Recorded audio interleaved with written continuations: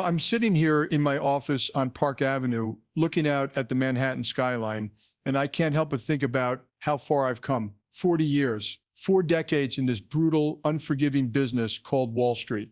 And the crazy thing is, I almost didn't make it. In 1982, I was 26 years old, fresh out of Harvard Business School, and I had just started working at American Express. I thought I knew everything. I thought I was going to conquer the world in 5 years. I was cocky, arrogant, completely full of myself. And within 6 months, I had made a mistake so bad, so catastrophically stupid, that it almost ended my career before it even started. I'm Jamie Dimon. Today, I'm the CEO of JP Chase, the largest bank in America. We manage over $3 trillion in assets. We survived the 2008 financial crisis when almost everyone else collapsed. We've been named the world's most systemically important bank, but that's today. Back then, I was nobody. Just another ambitious kid who thought he was smarter than he actually was. The mistake I made at American Express was simple but devastating. I was analyzing a potential acquisition, and I missed a critical detail in the financial statements. Not a small detail. A massive liability that would have cost the company hundreds of millions of dollars. My boss, Sandy Well, caught it at the last minute. He called me into his office, and I'll never forget what he said. Jamie, you're smart. Maybe too smart. But intelligence without discipline is just arrogance, and arrogance will destroy you in this business faster than anything else. He was right, and that moment, that humiliating, ego-crushing moment, taught me the first lesson that would shape the next 40 years of my life. Let me share with you the 5 lessons I've learned from 4 decades on Wall Street. These aren't the sanitized lessons you read in business school textbooks. These are the brutal, hard-earned lessons that come from surviving multiple crises, from watching brilliant people destroy themselves, from making mistakes that cost billions of dollars, and from somehow managing to stay standing when everyone around me was falling. These lessons saved my career. They saved JP Morgan. And if you're serious about succeeding in business and finance, in any high-stakes competitive environment, you need to learn them too. Lesson hash: 1, your reputation is your only real asset. Let me take you back to 1998. I was president of Citigroup, working directly under Sandy Weil, the man who had mentored me for 16 years. We had just completed the merger between Citicorp and Travelers Group, creating the largest financial services company in the world. I was 42 years old, and I was on top of the world. Everyone said I was going to be the next CEO of Citigroup. It was just a matter of time. And then in November 1998, Sandy fired me. Not because I had done anything wrong, not because I had failed at my job, but because of politics, because of personality conflicts with other executives, because Sandy chose someone else over me. I was devastated, humiliated. After 16 years of loyalty, after helping build one of the most powerful companies in the world, I was out, just like that. I'll never forget walking out of that building for the last time. I had no job, no plan, no idea what I was going to do next. At 42 years old, in the prime of my career, I was unemployed. And Wall Street is a small world. Everyone knew I had been fired. Everyone was watching to see what would happen to Jamie Dimon. Here's what I learned in that moment. Your reputation is everything. It's the only thing that survives when everything else falls apart. Your title can disappear overnight. Your wealth can vanish in a market crash. Your company can go bankrupt. But your reputation, if you've built it carefully, if you've protected it fiercely, it will carry you through the darkest times. When I left Citigroup, I could have been bitter. I could have badmouthed Sandy, blamed others, played the victim. A lot of people expected me to, but I didn't. I took the high road. I said nothing negative publicly. I thanked Sandy for the opportunity to work with him, and I focused on what came next. Within a year, I became CEO of Bank One. Within 5 years, we merged with JP Chase, and I became CEO of the combined company. And you know why I got those opportunities? Because people trusted me, because my reputation was intact, because even in my darkest moment, I had maintained my integrity. Fast forward to 2008, the financial crisis. Banks were collapsing everywhere. CEOs were resigning in disgrace. Lehman Brothers, Bear Stearns, Merrill Lynch, Wachovia, Washington Mutual, all gone or acquired under duress. And in the middle of this catastrophe, when trust in the banking system had completely evaporated, JP Morgan stood strong. You want to know why? Because we had built a reputation over decades for being careful, for being honest, for doing what we said we would do. When the Treasury Department needed a bank to help stabilize the system, they called us. When regulators needed someone they could trust, they called us. When clients were terrified and didn't know where to put their money, They came to us. That reputation, it didn't happen by accident. It was built day by day, decision by decision, crisis by crisis. Every time we had the choice between short-term profit and long-term reputation, we chose reputation. Every time we could have cut corners or misled people, we didn't. Every time we made a mistake, we admitted it and fixed it.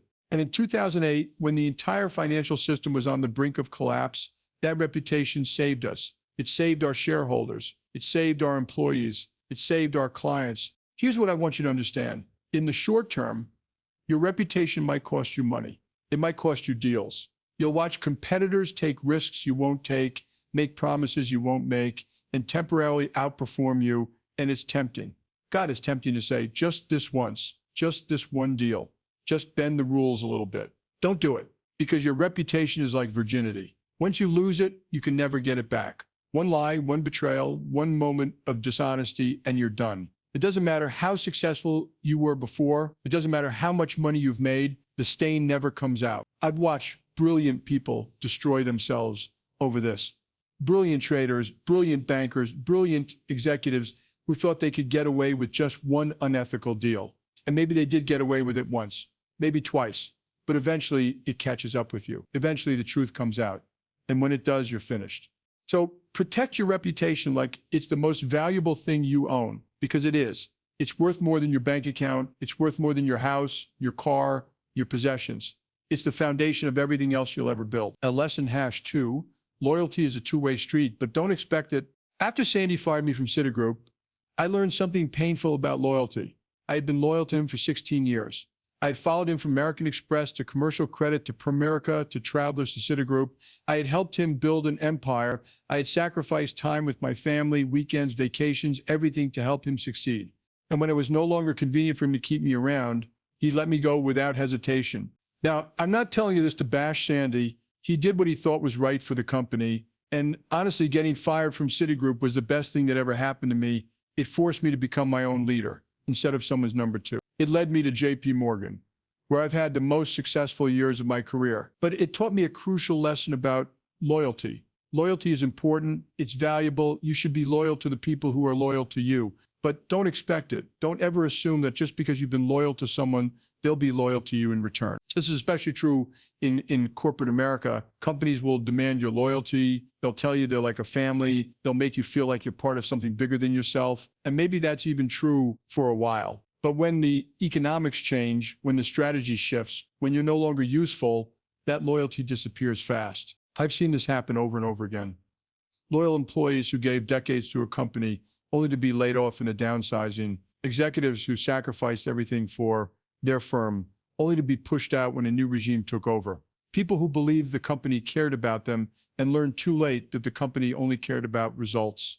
So here's what I learned to do. Be loyal, but be strategic about it. Be loyal to people who earn it, who deserve it, who reciprocate it. Be loyal to principles, to values, to integrity, but don't be blindly loyal to an institution or a person just because you've been there a long time. And here's the other side of that lesson. When people are loyal to you, when they earn their place on your team, you protect them fiercely. You fight for them. You don't abandon them when times get tough. At JP Morgan, during the 2008 crisis, we could have done massive layoffs.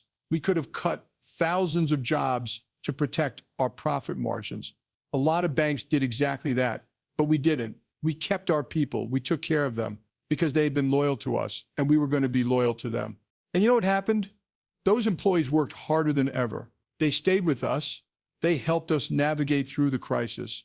And when the recovery came, we had the best talent in the industry because we hadn't abandoned our people when they needed us most. That's the balance. Be loyal strategically, not blindly. Earn loyalty, don't just demand it. And when people prove their loyalty to you, return it tenfold. But never, ever assume that loyalty is guaranteed. It's not. It has to be earned and re-earned every single day. Lesson #3, crises reveal character. They don't build it. September 12th, 2008, 3 days before Lehman Brothers collapsed. I was in a conference room at the Federal Reserve with every major CEO in Wall Street. We were trying to figure out how to save Lehman, how to prevent the catastrophe that everyone knew was coming. And I watched something fascinating happen in that room. I watched some of the most powerful, successful people in finance completely fall apart. CEOs who had been confident and arrogant just weeks earlier were now panicked, indecisive, paralyzed. They couldn't make decisions. They couldn't lead. The crisis revealed who they really were. And it wasn't pretty. Here's what I learned from that moment and from every crisis I've lived through. Crises don't build character. They reveal it. When everything's going well, when markets are booming, when profits are rolling in, anyone can look like a good leader. But when the crisis hits, when everything's falling apart, that's when you see who people really are. The 2008 financial crisis didn't make me a good leader. I was already a good leader. What it did was reveal the character I had spent decades building, the discipline, the preparation, the integrity, the ability to make hard decisions under pressure. All of that was already there. The crisis just exposed it. And the CEOs who failed during that crisis, they didn't fail because the crisis was too hard. They failed because they had never built the character necessary to handle it. They had gotten by on charisma, on market tailwinds, on luck. But when the crisis came, when luck ran out, they had nothing underneath. They were hollow. Here's what this means practically. You can't wait until the crisis to become the person you need to be. You have to build that character now every day in small decisions and big ones. Every time you choose integrity over convenience. Every time you make the hard decision instead of the easy one. Every time you prepare for the worst instead of hoping for the best. You're building the character that will save you when the crisis comes.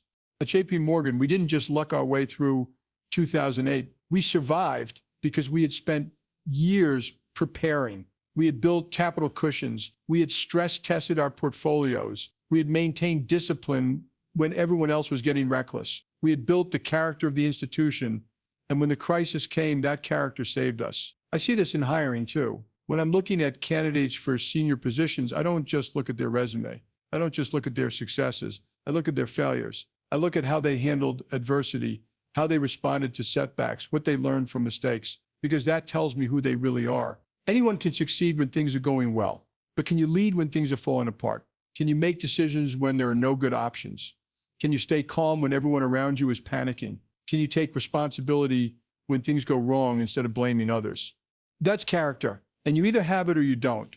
The crisis will reveal which one you are. So don't wait for the crisis to start building character. Start now. Every decision you make, ask yourself, am I taking the easy path or the right path? Am I being disciplined or indulgent? Am I preparing or procrastinating? Am I building the character I'll need when everything falls apart? Because it will fall apart. Maybe not today, maybe not this year, but eventually the crisis will come. And when it does, you'll be grateful for every day you spent building the character you'll need to survive it. Lesson #4, institutions are only as strong as the people who run them. In March 2008, Bear Stearns collapsed. They had been around for 85 years. 85 years of history, tradition, reputation. They had survived the Great Depression, multiple recessions, the 1987 crash, the dot-com bubble. They were one of the most prestigious firms on Wall Street, and they died in 48 hours.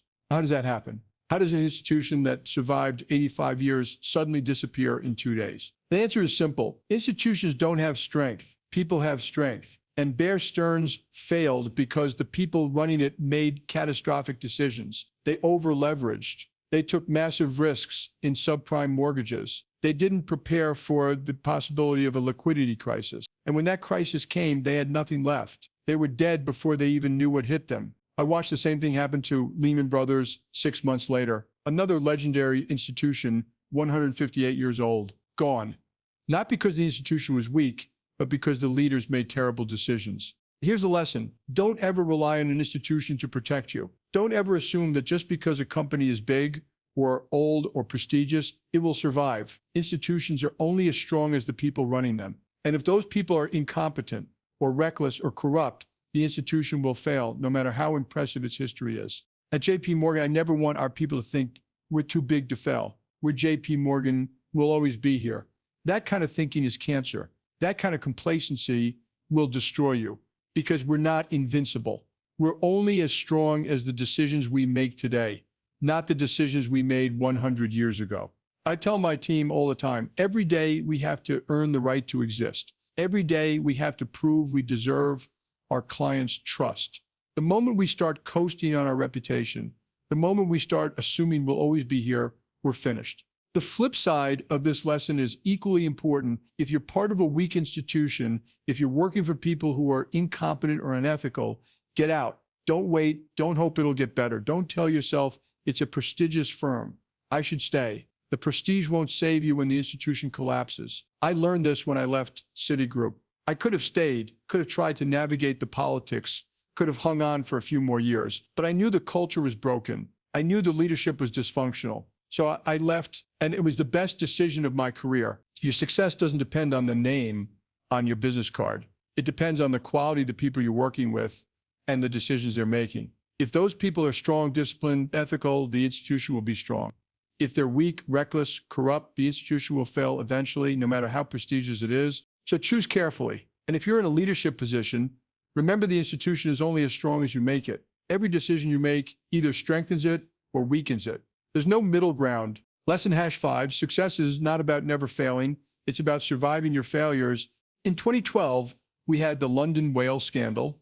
A trader in our London office made a series of massive unauthorized bets that ended up costing us $6 billion. $6 billion. The biggest trading loss in JP Morgan's history.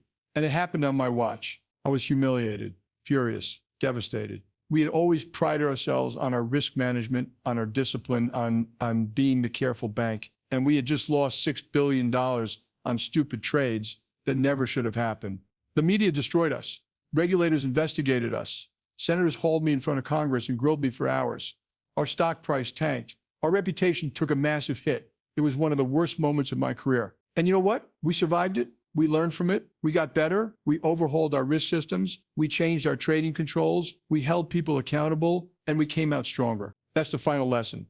Success is not about never failing. It's about surviving your failures and learning from them. I've failed more times than I can count in my 40-year career. I've made bad investments. I've hired the wrong people. I've missed opportunities I should have seen. I've made strategic mistakes. I've said things I shouldn't have said. I've been wrong about markets, about trends, about competitors, but I'm still here. JP Morgan is still here. We're stronger than ever, not because we never fail, but because we survive our failures and we learn from them. Compare that to the firms that didn't survive 2008. Lehman, Bear Stearns, Merrill Lynch, Wachovia. They failed too, but they couldn't survive their failures. They didn't have the capital cushion. They didn't have the culture of accountability. They didn't have the leadership to navigate through the crisis. So one big failure destroyed them. That's the difference. Not whether you fail, but whether you survive it. So here's what you need to do. Build resilience. Build capital cushions, both financial and psychological. Build a culture where failure is acknowledged and learned from, not hidden and denied. Build systems that can withstand shocks. Build relationships that can handle adversity, because you're going to fail. I promise you that. If you're taking any risks at all, if you're trying to accomplish anything meaningful, you're going to fail sometimes. The question is, will you survive it? Will you learn from it? Will you come out stronger? That's what separates the great from the mediocre. The great survive their failures. The mediocre are destroyed by them. So there you have it. 5 lessons from 40 years on Wall Street. Your reputation is your only real asset. Loyalty is a two-way street, but don't expect it. Crises reveal character. They don't build it. Institutions are only as strong as the people who run them. And success is not about never failing. It's about surviving your failures. These lessons cost me decades to learn. They cost me sleepless nights, painful mistakes, humiliating moments, and billions of dollars. But they also made me who I am today. They built JP Morgan into what it is today. And they'll work for you too, if you're willing to embrace them. I'm 67 years old now. I've been CEO of JP Morgan Chase for 18 years. I've lived through more crises, more cycles, more chaos than most people will experience in 3 lifetimes. And I'm still here, still fighting, still learning, still building, because that's what this business demands. Resilience, discipline, integrity, character, and the willingness to learn from every failure, every setback, every crisis. Wall Street is brutal. It destroys the weak. It exposes the frauds. It humbles the arrogant. But if you build these 5 lessons into your core, if you make them part of who you are, you won't just survive, you'll thrive. Now get to work.